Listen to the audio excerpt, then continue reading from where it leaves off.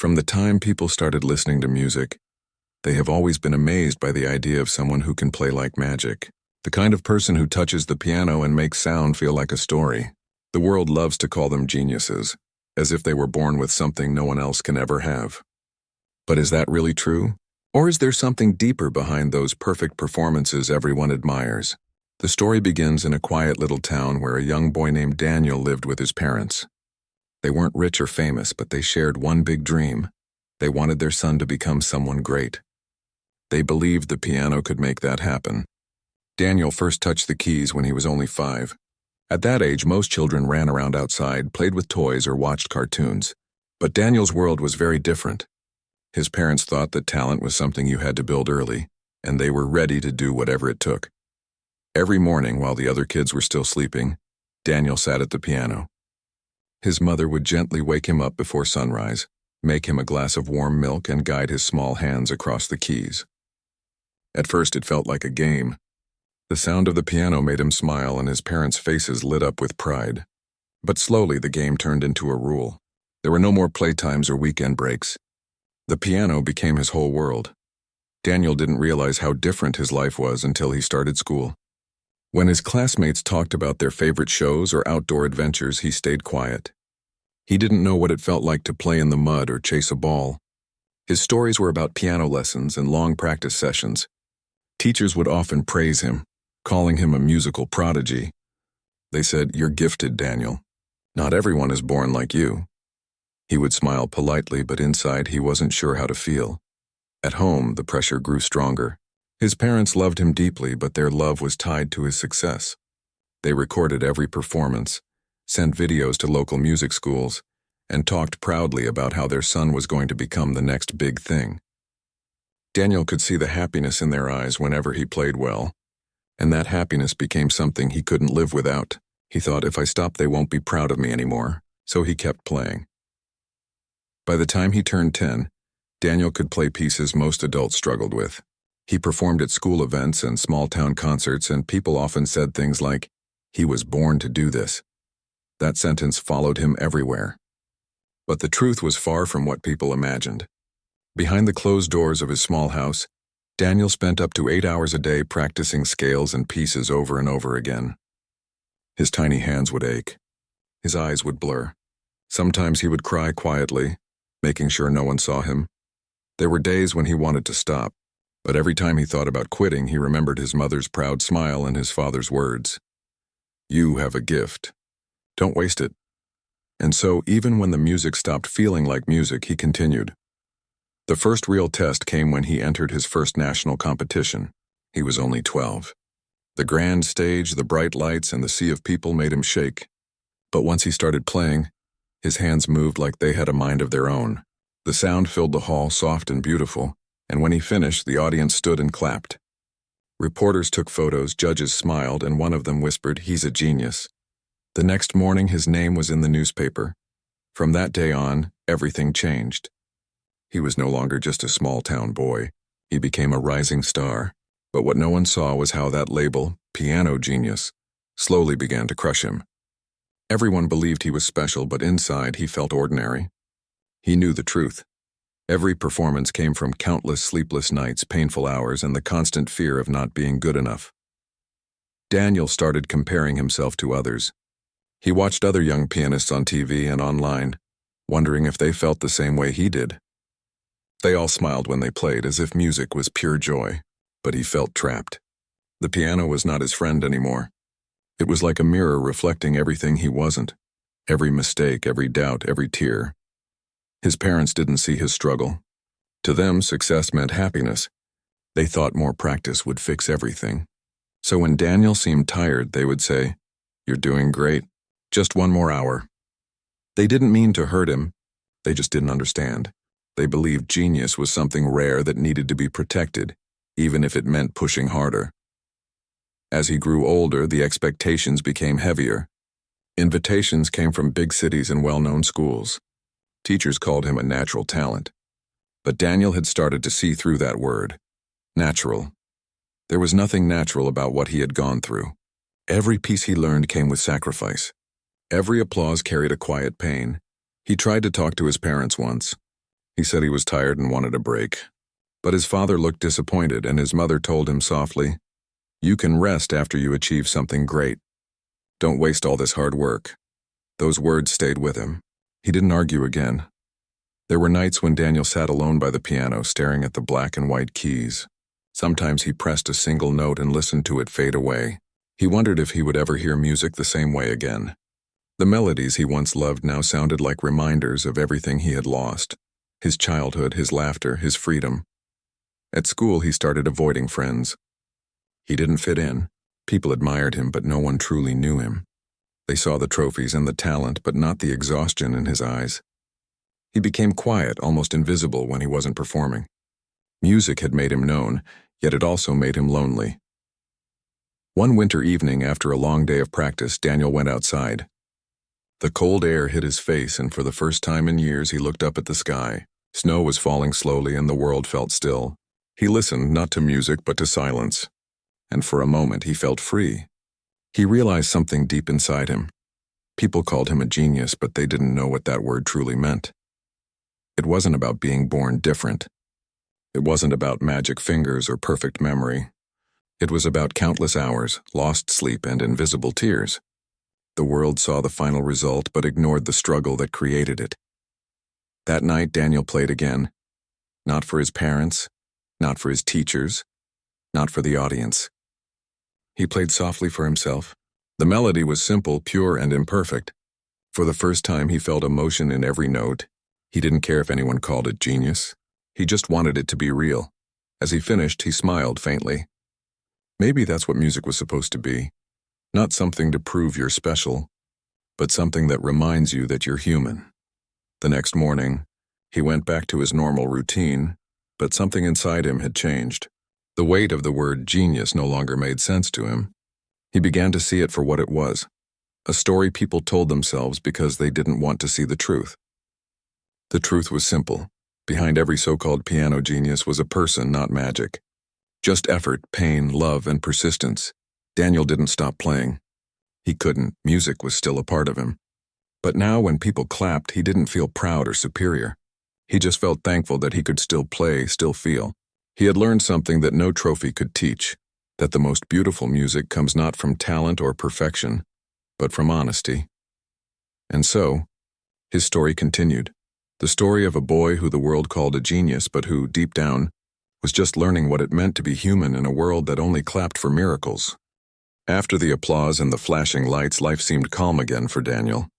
Everyone in his small town treated him like a celebrity.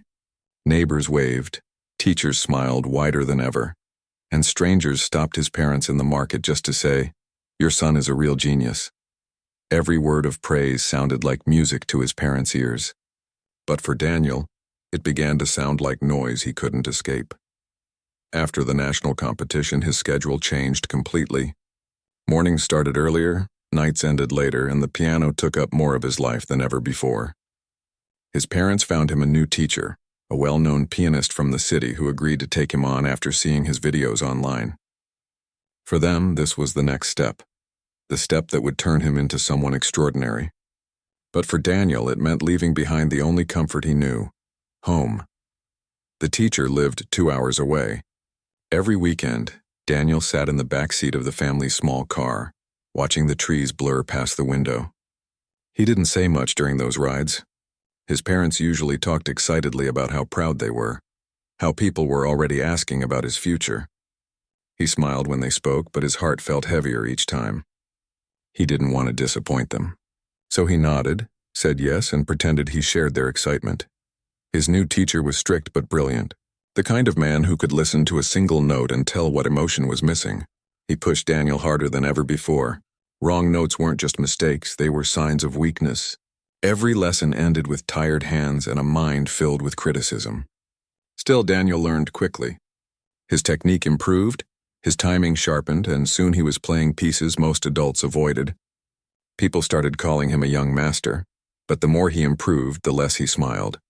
Music, which once brought light to his eyes, now felt like a heavy shadow that followed him everywhere. His teacher didn't believe in kindness, only in results. Every time Daniel finished a piece, instead of praise, there were words like, "Again. You can do better." Those words echoed in his head long after the lessons ended. Back home, his parents misunderstood his silence. They thought he was being focused and mature. They didn't see that he was slowly falling apart inside. They bragged about his achievements to everyone, proudly showing his new awards and certificates. Daniel, meanwhile, grew quieter. When other kids from school laughed and joked about games or movies, he sat by himself, tapping invisible piano keys on his desk, lost in thought. At night, when his parents went to sleep, he often sneaked out to the porch.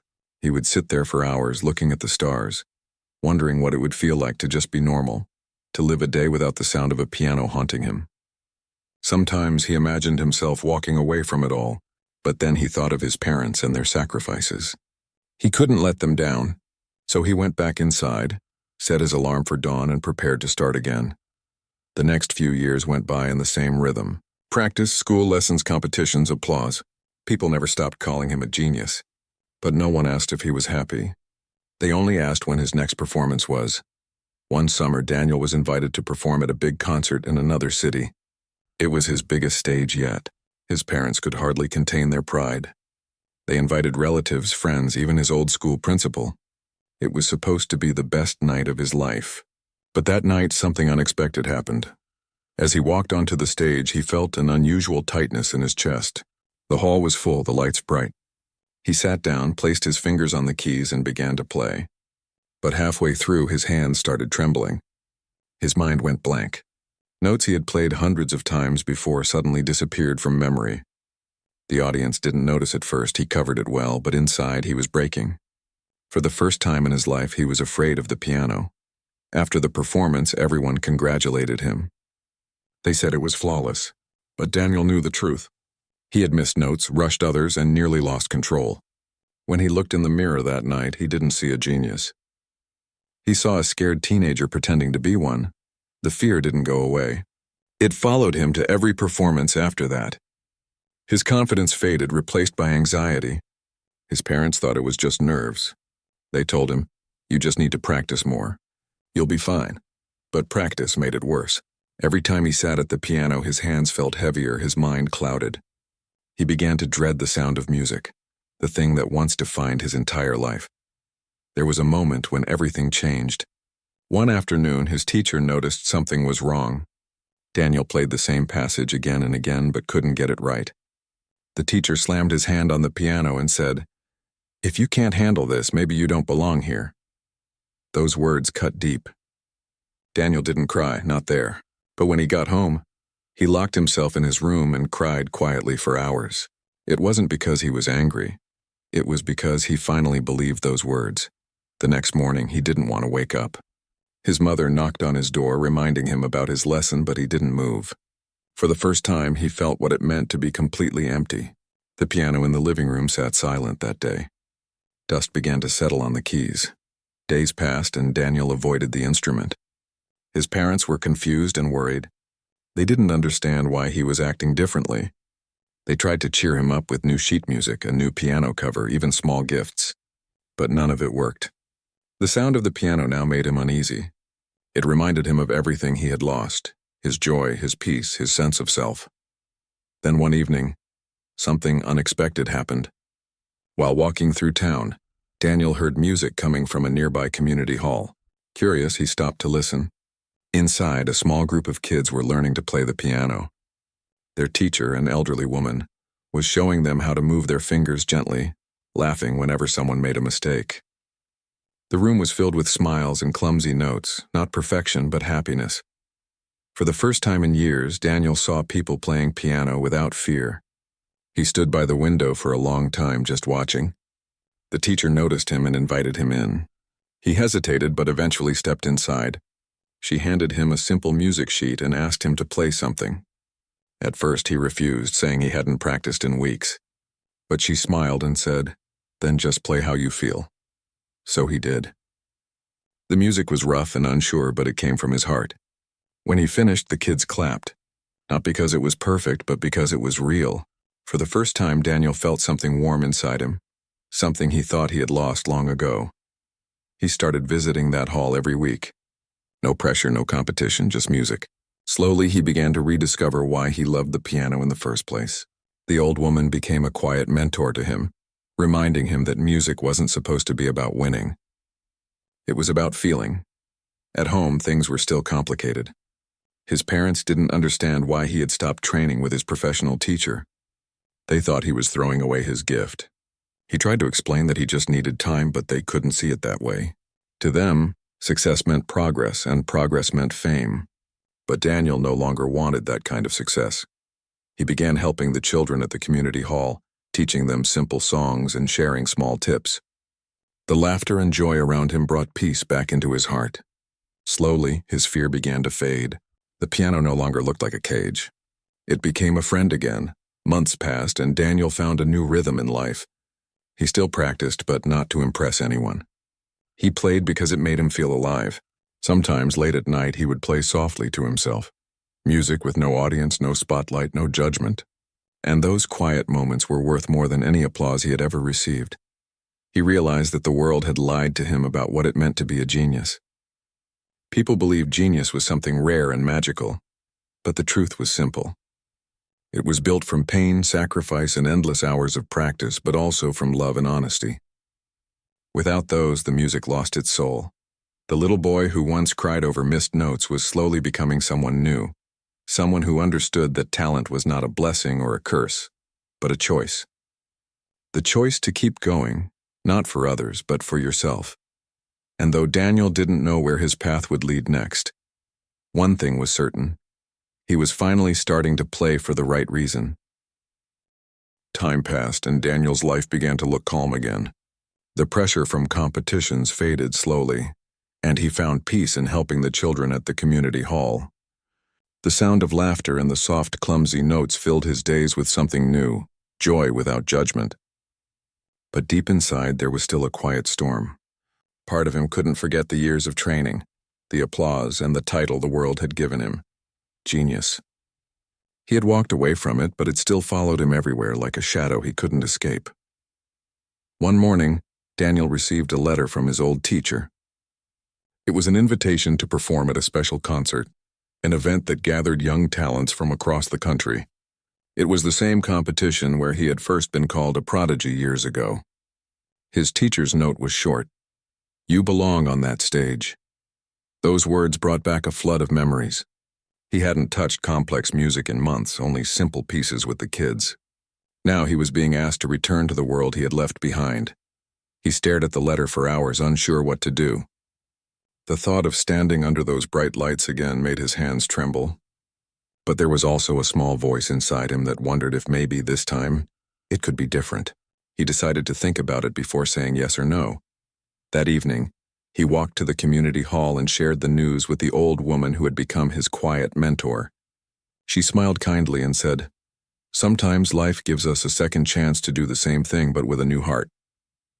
Her words stayed with him. Maybe this wasn't about proving himself again. It was about facing the part of his past he had been running from. Over the next few days, Daniel sat at the piano longer than usual. He began practicing pieces he once feared, but this time something had changed. He didn't push himself to be perfect. When he made mistakes, he didn't feel the urge to punish himself. Instead, he smiled and started again. Slowly, the music began to sound alive again. Not sharp and heavy, but full of emotion. For the first time in years, he wasn't chasing applause. He was chasing truth. Weeks passed, and he finally sent a reply to his old teacher. He agreed to perform. When his parents found out, they were thrilled. Their eyes shone with pride, as if the son they once knew had come back. They didn't understand what this meant for him. It wasn't a return to fame, it was a return to himself. The weeks leading up to the concert were strange. Daniel practiced, but not obsessively.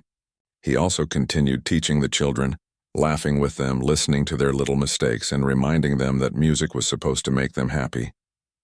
Each day, he felt a little stronger, a little braver. The night before the concert, he couldn't sleep. Memories from his childhood flooded back. The early mornings, the strict lessons, the tears he had hidden from everyone. He remembered how he once believed that missing a single note meant he was a failure. But now he understood that music wasn't about perfection. It was about connection. That thought brought him peace. He closed his eyes and finally rested. The next morning, the world outside was bright and cold. As he got ready, his hands shook, not from fear, but from emotion. He wore a simple black suit, nothing flashy, nothing fancy. He looked at himself in the mirror and saw not a genius, not a prodigy, but a person who had survived pressure, fear, and doubt. When he arrived at the concert hall, the place looked familiar but also different. The same shining stage, the same heavy red curtains, the same grand piano standing proudly under the lights. The audience filled the seats, whispering, clapping, waiting. Backstage, he met his old teacher. The man's face had aged, but his eyes were sharp as ever. "You're nervous," the teacher said softly. Daniel smiled and replied, "I'm alive." The teacher didn't respond, but a small look of respect appeared in his eyes. As his name was announced, Daniel walked onto the stage. The lights felt warmer than he remembered. He took a deep breath, sat down, and placed his fingers on the keys. For a brief second, silence filled the hall. Then he began to play. The first notes came out soft and trembling, but soon they flowed like water. Every sound carried a story: his childhood, his pain, his rediscovery. He didn't play to impress. He played to speak. The music rose and fell, gentle one moment, powerful the next. He poured everything he had into the melody, his fears, his love, his years of silence. As he reached the final note, something magical happened. The hall was completely quiet, not because the audience didn't know when to clap, but because they were moved. For a few long seconds, everyone just sat there, caught in the emotion of what they had heard. Then slowly the applause began. It wasn't loud or wild. It was warm, full of respect.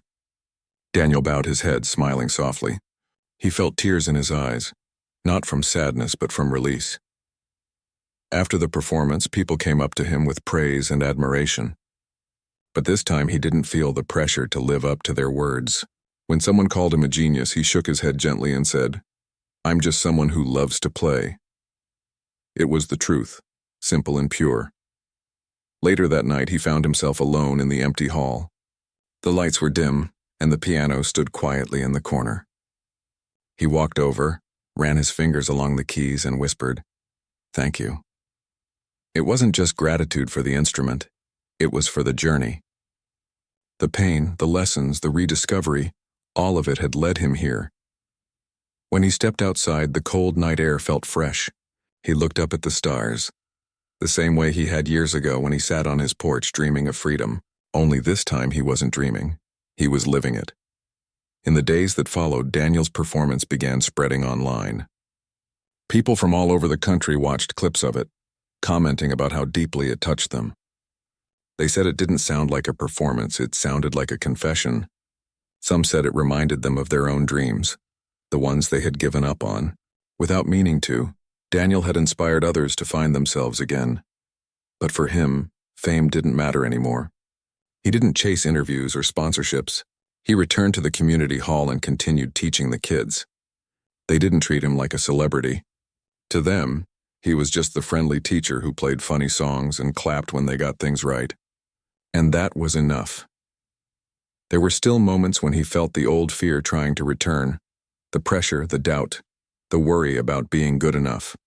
But now he knew how to quiet it. He would sit down, take a deep breath, and remember why he played. Because music at its core wasn't about recognition. It was about feeling alive. One afternoon, a little girl from his class asked him a question. "Were you always this good?" she said, looking at him with wide, curious eyes. He smiled and replied, "No, I just never stopped trying." The girl nodded thoughtfully, then went back to her practice. That simple conversation stayed with him for days. It reminded him how easily people believed in the idea of talent, when in truth it was effort that made the difference. As months went by, Daniel began to share his story more openly. He visited schools, music clubs, and small towns, talking to young musicians about the reality behind the word genius. He told them that behind every great performance were thousands of unseen hours, and behind every smile was often a struggle. His honesty surprised people, but it also gave them hope. He wasn't trying to destroy the idea of genius. He was trying to show that it wasn't magic, it was human. Life slowly became peaceful. He found balance between his music, his teaching, and his heart. He no longer needed to be perfect. The piano no longer demanded anything from him. It simply waited to be played when he felt ready. And whenever he sat down to play, He felt the same quiet joy he had felt as a child the first time his fingers touched the keys. The story that began with pressure and pain was turning into something beautiful. The boy who was once called a genius was now a man who had learned that the real miracle wasn't in being born special. It was in surviving, in healing, and in finding the courage to start again. And somewhere deep inside, Daniel finally understood what music had been trying to tell him all along. That every note, every silence, every mistake carried meaning. That's what made it real. That's what made it his. After the concert, Daniel returned to his quiet life, but something inside him had shifted. The applause, the fame, the fear, it all felt like a distant memory.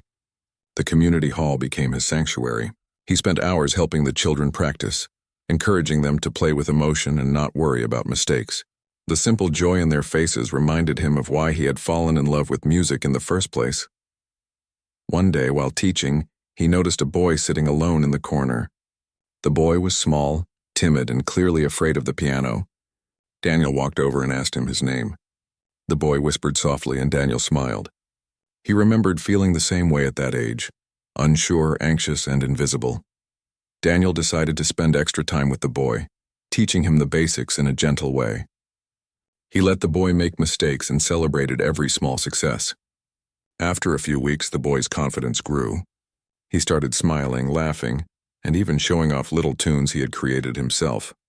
Daniel realized then that the real power of music wasn't in public performances or accolades. It was in connection and growth, in helping others find their own voice. Encouraged by this experience, Daniel began reaching out beyond the hall. He visited local schools, talking to children about music, effort, and self-belief. He didn't speak of competitions or fame. Instead, he told stories of struggle, perseverance, and rediscovery. Kids listened intently, fascinated that someone so skilled could still be human, still struggle, and still love music. In the process, Daniel discovered an even larger world of musicians who didn't fit the traditional mold. He met a blind man who played entirely by ear, a woman who had learned piano in her 60s, and a young man from a poor neighborhood who built his own instrument from scrap wood. Each person had a story of effort, determination, and joy, proving that talent wasn't born, it was nurtured. Daniel began documenting these stories, writing notes, recording interviews, and capturing small performances on video. He wanted to share the truth. That genius, as the world defined it, was often an illusion. What mattered was dedication, love, and honesty. The stories became a quiet mission for him, and every time he shared one, he felt a deep sense of fulfillment. One evening, he received a message from a young pianist in another country. She had seen one of his online clips and was inspired to keep playing despite challenges. Her message was filled with questions, doubts, and hopes. Daniel replied carefully, offering advice and encouragement. It reminded him of the letters he had once received as a child, full of dreams and expectations. Now he could guide someone else through the same journey. The more he connected with these young musicians, the more he understood that the piano wasn't just an instrument. It was a bridge, a way to connect, to heal, to inspire. He began organizing small workshops and online sessions, not to showcase himself, but to nurture others. Slowly, a community formed, united by a love of music and the honesty to face challenges openly. Through this work, Daniel also confronted his own past. He reflected on the years of strict training, the exhaustion, and the fear of failure. He forgave the people who had pressured him, his parents, his teachers, not because they were perfect, but because they acted out of love and belief in him. He realized that resentment only kept him tied to old pain. Letting go allowed him to fully embrace the present. One afternoon, a documentary crew approached Daniel. They wanted to make a film about his journey from a child prodigy to a man who had discovered the real meaning of music. At first, he hesitated. He didn't want to be in the spotlight again, but then he thought of the children he was helping, the young musicians he inspired, and the message he wanted to share. He agreed, not for fame, but to show the truth behind the idea of genius. Filming was a delicate process. The crew captured Daniel teaching, laughing, and listening. They recorded interviews with his parents, former teachers, and the students he mentored. Daniel spoke openly about fear, mistakes, and the invisible hours of practice that shaped him. He emphasized that being called a genius was not the ultimate goal. Being human, honest, and passionate was. The documentary slowly began reaching audiences. People were moved, some to tears. Parents realized the pressure they put on children could harm more than help. Young musicians understood that effort, not innate talent, was the key to growth. Daniel's story sparked conversations worldwide about the reality behind the perfection often shown on stage or online. Amid all this, Daniel continued his personal journey. He explored new styles of music, composed simple melodies for the children, and sometimes just played alone at home. Every note he struck was filled with experience, pain, joy, fear, hope. Music had transformed from a tool of pressure into a source of freedom. His parents watched him from a distance, slowly understanding what true happiness meant for their son. They still felt proud, but now their pride wasn't tied to trophies or titles. It was tied to seeing Daniel whole, at peace, and giving to others. The bond between them grew deeper, stronger, more authentic. Daniel also reconnected with friends he had left behind in his youth. He realized that relationships, laughter, and shared moments were just as important as the piano. Music became part of life, not life itself. For the first time, he felt balance. The world still called him a genius occasionally, but Daniel no longer feared the label. He smiled politely, thinking of all the people he had met, the stories he had heard, and the children he guided. Genius was not magic. It was persistence, courage, and love. In quiet moments, Daniel would return to the piano and play for himself, improvising, exploring, and feeling. No audience, no expectations, just him and the keys. Sometimes he would write down little compositions, leaving them as gifts for his students. Other times he would play slowly, letting each note breathe. These moments reminded him that music was life, and life was music in its simplest, most beautiful form. Daniel's story, once filled with pressure and fear, had transformed into one of inspiration and hope. Through teaching, sharing, and connecting, he found purpose. The child who once cried over missed notes now smiled at mistakes, seeing them as part of the journey. The man who once feared the piano now embraced it as a companion, a bridge, and a storyteller. And so, Daniel continued, not as a prodigy, not as a genius, but as a human who understood the true power of music, a power that could heal, connect, and inspire. Every note he played, every story he shared was a step toward showing the world that behind every so-called genius, there is a human being, learning, struggling, and growing. And that human being at the end is what really matters. As Daniel continued teaching and sharing his love for music, he began noticing something troubling in the wider world. Young musicians were being pushed into competitions too soon, forced into long hours of practice, and burdened with the idea that talent alone would make them successful. Parents and teachers often encouraged perfection rather than joy, and the pressures reminded Daniel too much of his own childhood. He realized that the public only wanted to see flawless performances and viral videos of prodigies. Nobody asked about the behind-the-scenes struggles, the countless hours of practice, or the emotional toll it took. The term genius was often thrown around casually, as if it were something magical instead of a product of dedication and resilience. Daniel decided he needed to do something about it. He began documenting more stories of musicians around him, young and old. There was a teenage girl who played the violin with her eyes closed, teaching herself by listening to recordings. A man in his 40s who had never studied music formally, yet played beautiful melodies by ear every evening after work. Each story showed that music was not about being born special. It was about persistence, passion, and connection. Daniel started sharing these stories online. He didn't make flashy videos or aim for viral fame.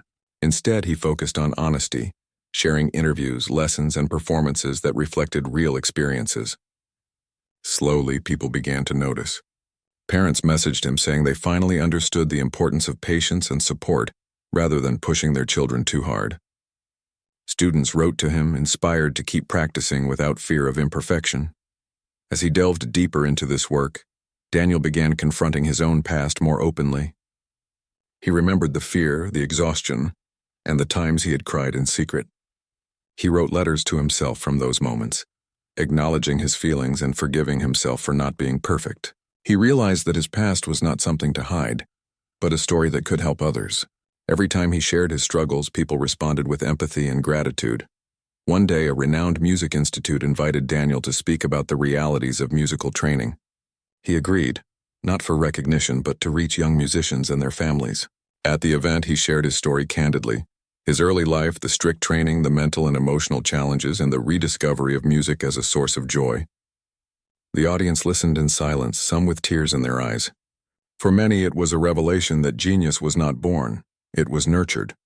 After his talk, students approached him with questions. They asked about motivation, how to cope with mistakes, and how to find joy in music. Daniel answered with honesty, emphasizing patience, self-love, and persistence. He told them that mistakes were not failures, but opportunities to grow. The students nodded, some smiling, some thinking deeply. Daniel knew then that his work was meaningful, that he was making a difference. He continued traveling to different schools, music workshops, and small towns. Everywhere he went, he met children and adults with stories of struggle and perseverance. He recorded these stories, preserving them for others to learn from. The collection became a kind of informal guide for aspiring musicians, showing that the path to mastery was rarely straight, rarely easy, but always human. Meanwhile, Daniel never stopped playing himself. He explored new styles, composed pieces for his students, and improvised melodies late at night. Music became a source of healing and inspiration, not a measure of worth. Every note he played carried his experiences, his lessons, and his emotions. He learned to enjoy each moment at the piano, appreciating the sound rather than worrying about perfection. Daniel also began connecting with parents and teachers, helping them understand the pressures children faced. He taught that encouragement and patience were far more powerful than constant criticism.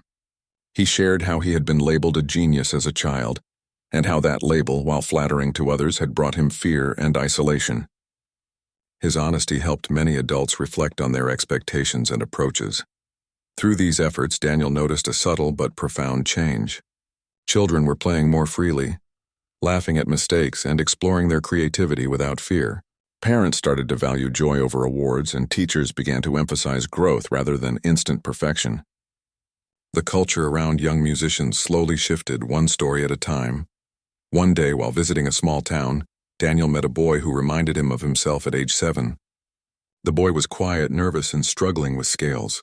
Daniel guided him gently, letting him make mistakes and celebrating each small success.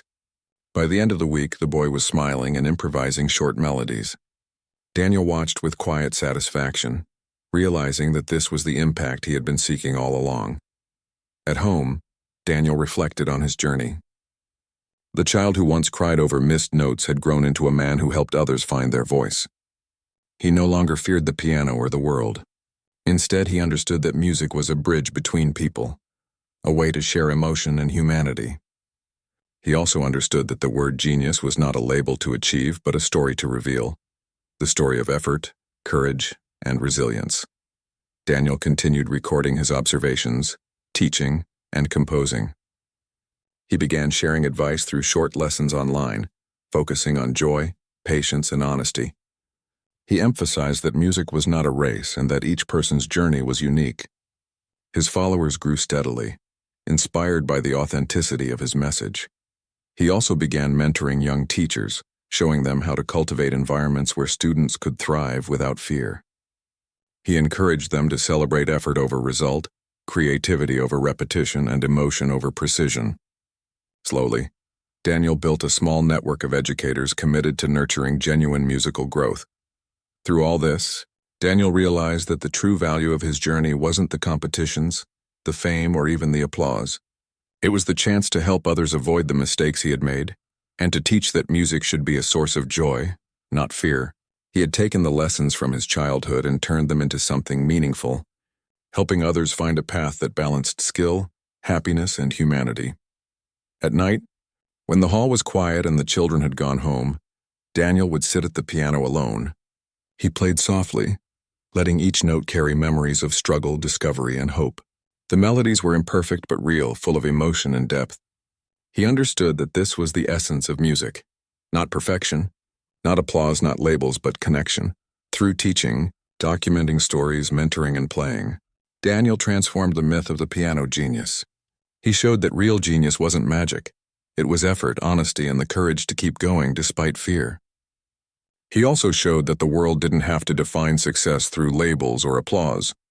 It could be measured through joy, growth, and the impact one had on others. And in this way, Daniel's story became more than his own. It became a story for every young musician, every parent, every teacher. It was a story about effort, humanity, and the power of music to heal, inspire, and connect. The boy who had once felt trapped by the piano had now found freedom in helping others play, love, and grow. And that freedom, he realized, was the truest measure of genius. As Daniel entered the next chapter of his life, he felt a quiet sense of peace he had never known before. The world that once demanded perfection and labeled him a genius had faded into the background. Now music was no longer a burden or a measure of worth. It had become a companion, a language, and a way to connect with others. Every morning he would walk to the community hall, where the children were waiting, eager to play. Their excitement reminded him of himself at that age, the wonder of discovering music for the first time. He encouraged them to experiment, to make mistakes, and to enjoy every sound. No applause, no awards, just the joy of playing. Daniel also continued documenting stories of musicians around the world.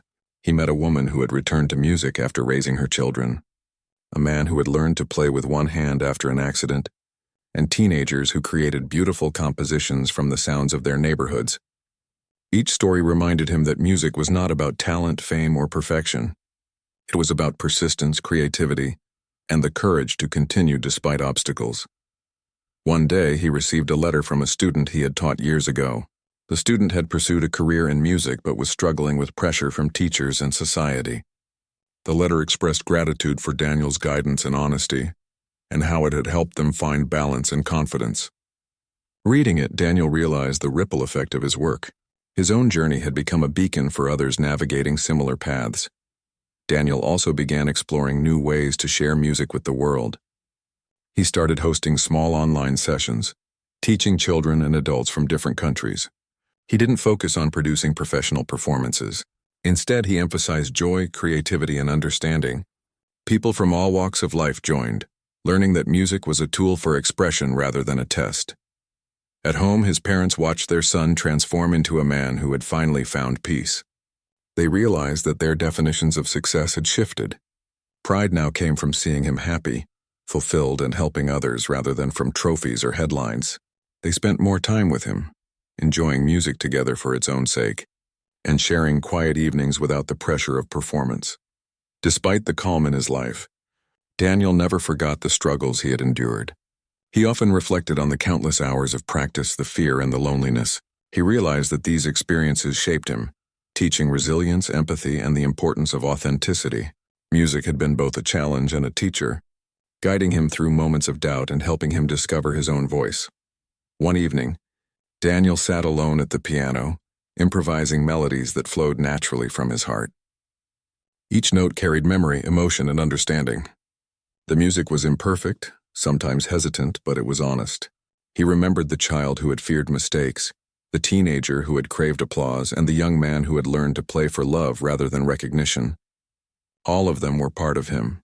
He began composing pieces specifically for his students, simple yet expressive melodies they could play and feel. These compositions were not meant for competitions or critics, but to encourage learning and joy. The children loved them, and through their performances, Daniel saw the beauty of music spreading. It wasn't about genius anymore. It was about connection, growth, and expression. As time went on, Daniel was invited to speak at various music workshops and conferences. Each time he shared the same message, that talent alone does not define a musician. Persistence, joy, authenticity, and the willingness to embrace mistakes are what truly shape musical growth. He emphasized the importance of nurturing students with love and patience, rather than pressure and unrealistic expectations. His talks inspired educators, parents, and young musicians to rethink the way they approached music. Through his travels and teaching, Daniel encountered countless people whose lives were touched by music. He heard stories of healing, personal growth, and even reconciliation through sound. Each story reinforced his belief that music was more than notes on a page. It was a bridge connecting hearts, emotions, and experiences across time and space. Back at the community hall, Daniel's students flourished. They played with creativity, shared their own compositions, and supported each other. He watched as they learned not only about music but about life, patience, perseverance, and empathy. The hall became a haven where music was celebrated for its ability to nurture the soul rather than as a tool for proving worth. One day, a young boy asked Daniel why he continued to play and teach despite not seeking fame. Daniel smiled, remembering his own struggles and the lessons he had learned. He replied, "Because music is alive. It grows when shared, it heals when felt, and it teaches when played. Fame doesn't make music meaningful. Connection does." The boy nodded, understanding in his own way. Daniel also began collaborating with other musicians who shared his philosophy. Together they created workshops, recorded simple compositions, and shared them with children and adults worldwide.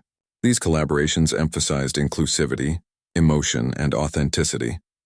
No one was expected to be perfect. Everyone was encouraged to explore, create, and feel. Through all these efforts, Daniel found a rhythm in life that balanced teaching, playing, composing, and reflection. He no longer felt the weight of the word genius pressing on his shoulders. Instead, he understood that true genius was not an external label but an internal journey, one of perseverance, honesty, and passion. He continued playing privately, late into the night, allowing himself to explore melodies that reflected his life's journey. The music told stories of struggle, joy, discovery, and growth. It was imperfect but authentic. Each session brought him peace and reinforced the truth he had learned, that the value of music lies not in recognition, but in feeling and sharing. As Daniel matured, he also encouraged his students to find their own paths. Some would pursue performance, others teaching, and some simply playing for joy. He emphasized that there was no wrong choice in music, only opportunities to learn and connect. His guidance nurtured confidence, creativity, and independence. Over the years, Daniel witnessed transformations in countless students. Children who were shy and hesitant blossomed into expressive performers. Teens who feared mistakes learned to embrace them as part of growth. Parents began valuing patience, joy, and connection over trophies and applause. The influence of his philosophy spread quietly but powerfully. Reflecting on his journey, Daniel realized that his life had come full circle. The boy who had been overwhelmed by expectations, who had feared mistakes and chased perfection, had grown into a man who understood the true essence of music. It was no longer a source of pressure, but a source of life, connection, and meaning. In quiet moments, he sometimes remembered the early mornings, the hours of relentless practice, and the tears hidden from everyone. But now he could see those experiences with compassion. They were not mistakes or failures, but the foundation of his understanding. The lessons that allowed him to guide others with empathy and insight. Daniel knew that the world would still call some children and adults geniuses, celebrating perfection and talent. But he also knew that the real story, the story of effort, love, patience, and humanity, was what truly mattered. That story was the one he had chosen to live, teach, and share. And so, Daniel continued. He played, he taught, he composed, and he connected. He helped children, guided parents, and inspired teachers. He shared stories, recorded lessons, and encouraged authenticity. Through it all, he lived the truth he had discovered.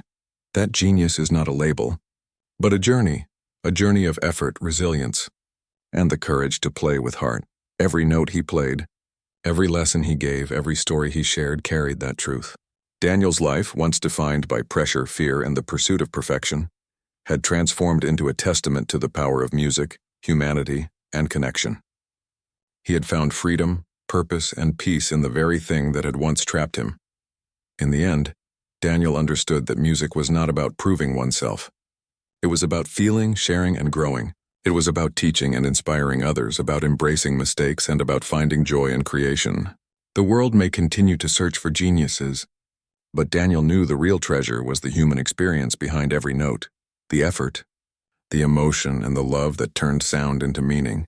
And with that understanding, Daniel played on, a man free from labels, fully alive in the music he loved, and fully present in the lives he touched. The boy who once feared the piano had grown into someone who understood its true power, and in that understanding, he had found his own kind of genius.